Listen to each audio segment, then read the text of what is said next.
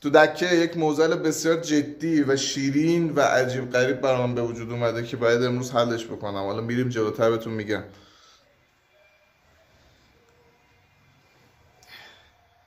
من دستم پریروز باز کردم. اینجوری باز میکنن دیگه، روش دیگه نداری که ها؟ آتله دیگه.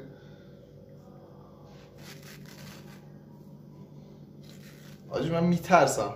چون میترسی؟ خب هیچ ترس نداره که. اول اینو در بیاریم. نه این پنبه باید باز بشه.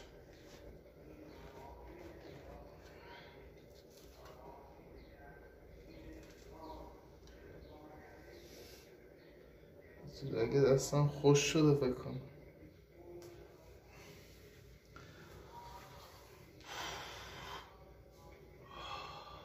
دکتر گفتش که شبا اینو ببند که یه موقع نخوابی رو دستت، که تکون نخوره دستت باز بدتر بشه. دستم وضعیتش بد نیست ولی هنوز کامل نمیتونم تکون بدم. این وریش نمیتونم بکنم. صاف ببین کج شد اصلا، این دستم اندار کج شده.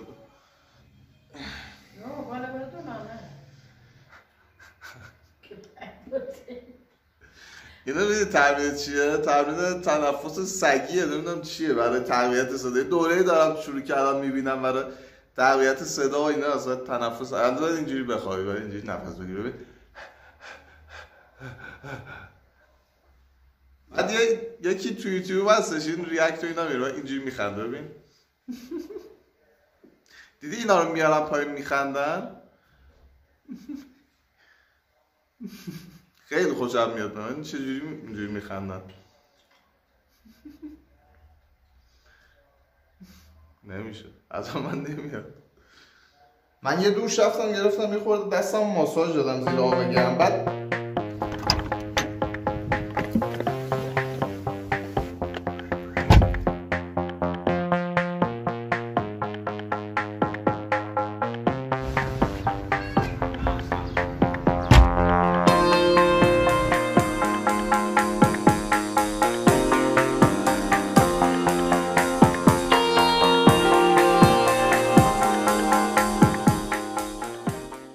یه گربه اومد اینجا جدیدن. یه گربه خیلی کوچیکه.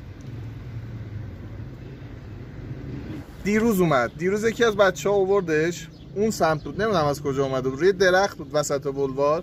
بعد یکی از بچه‌ها آورد گذاشتش اینجا. ما یه خورده بهش غذا دادیم. میدونم داریم اکوسیستم اونجوری به هم میریزیم ولی خب نمیشه که حاجی انقدر این صداش مظلومه. آدم دلش نمیاد که نده غذا بهش، چیکار کنیم؟ خب بعد دیگه از اینجا نمیره. دیروز 2 تا مشتری اومدن. یه مشتری اومده 2 تا فلافل سفارش شده، محمد اینجا بود. 2 تا فلافل سفارش شده، بعد دیده گربه اینجاست رفته، فلافلا رو هم ول کرده.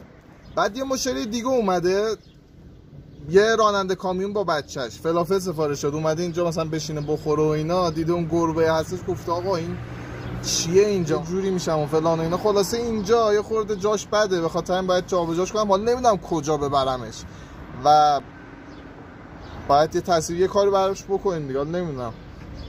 نمیدونم واقعا چی کار بکنم. یه ایده ای دارم، ببرم خونه. نمیتونم ببرم خونه‌مون، همون یه دونه گربه ای که مثلا بردیم و اینا تو حیاط میچرخه اینا همون زیادیه و اونم ماده است. احتمال اینکه اونم 3-4 تا بعد زیاده یعنی. بعد اینو فقط یه کاری میتونم بکنم، نه یه کار، چند تا کار میتونم بکنم. یکی از کارها اینه که ببرم تو محلمون یه جای همون گوشه کنارا بذارم بمونه بچرخه اونجا، بعد بعضی وقتا بهش غذا بدم، یا این که ببینم بچه‌ها کدوم میتونن ببرن نگهش دارن، یا نمیدونم چه فکر بکنم. این تو چرا نمیخوای؟ محله نمیخوای. این بچه محلمونه. چی میگی عمو؟ الان نیستش اینجا، نمیدونم کجا رفته. وقتی اومد یه فکری براش میکنیم دیگه. یخچال نداریم، بعد اینا رو باید ببریم بذاریم خونه تو فریزر، بعد مثلا 1 ساعت 2 ساعت دیگه مثلا بعد از اون که احتیاج داشتیم بیاریم. ببینی داستان ما رو.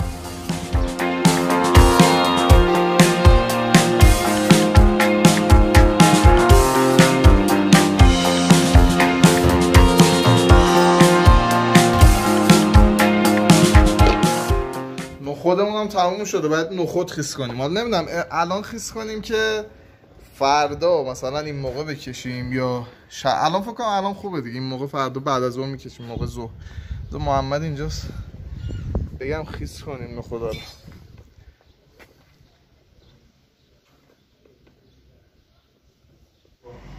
الان نخود کلا 2 تا ظرف داریم. خب الان بله 2 تا ظرف داریم. یکیش امروز عصری تقریبا میره، میمونه یکیش برای فردا مثلا این موقع. ولی خب بعد از اون میخوایم دیگه فردا. الان چند تا هست دارید چه؟ آقا فردا بعد از اون الان خیس کنیم دیگه، فردا این موقع بکشیم چرخ کنیم. والله استاد دیله چون خواهد طرفات این نخودو مامانم پاک کرده، اینا دیگه آماده است، اینو فقط باید خیسش کنیم. ببینم من بهش میگم اینو یهو من بلند کنم بذارم رو شونت، میگه نه خیلی راحت تر. بیا خدای. نه یه سری مریضی‌های خاصی هست که هیچی نمیشه تو آینده گریبانگی نمیشه. نه من همینجوری میکشم میذارم.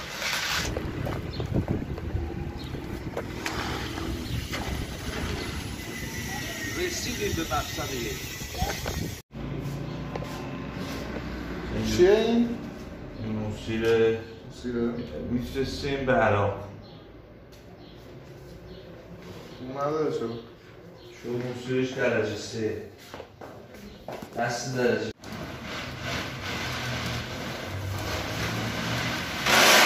دست شده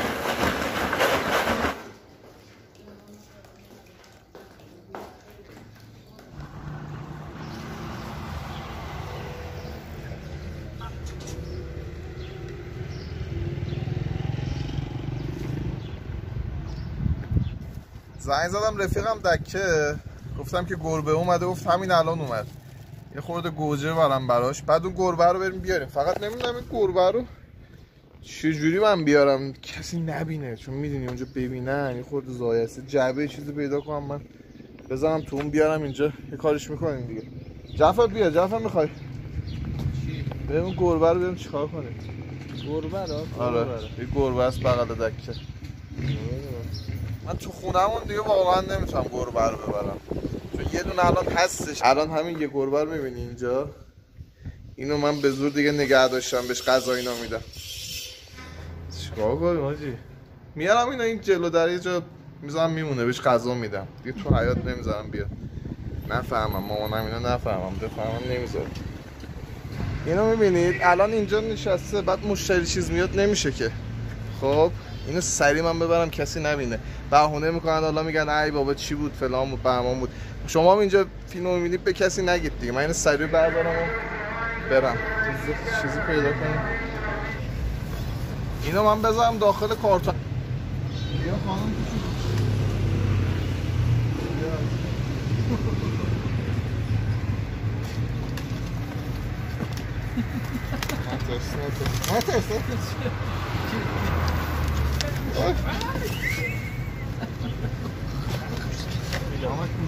اصلا نترس. الان بریم خونمون اونجا محلمون، یه دوستم داری اونجا، بریم اونجا پیش دوستت با هم دیگه اونجا بازی کنیم.